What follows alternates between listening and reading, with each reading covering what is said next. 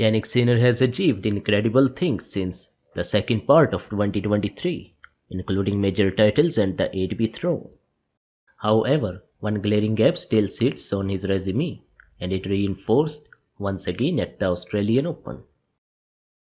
The Italian remains winless in encounters lasting longer than 3 hours and 50 minutes. Jannik's latest setback in marathons came in the semi-final in Melbourne against Novak Djokovic. The veteran dethroned the 24-year-old 3-6, 6-3, 4-6, 6-4, 6-4 in 4 hours and 9 minutes after a memorable turnaround.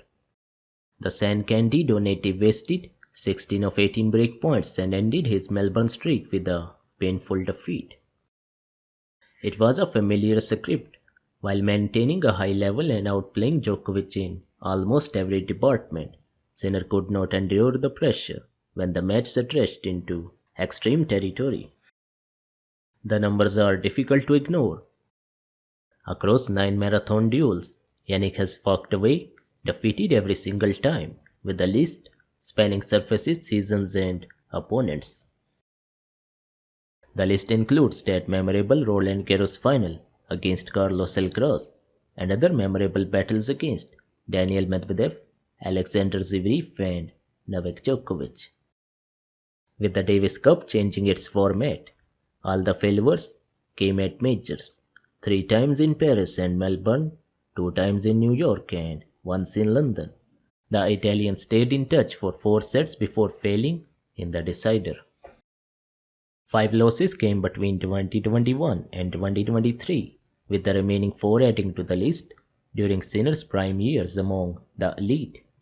While he has improved every element of his game during the process, the most extended matches continue to expose the Italian's vulnerability.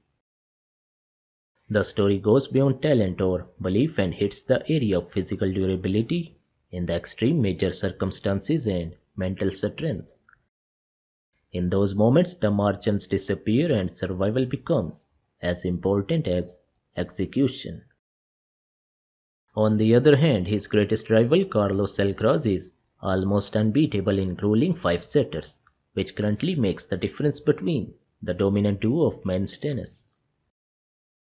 At 24, Jannik still has plenty of time to turn this weakness into strength, with the next test coming in Paris in May and June. However, this striking stat will linger until he breaks the pattern and prevail in a marathon.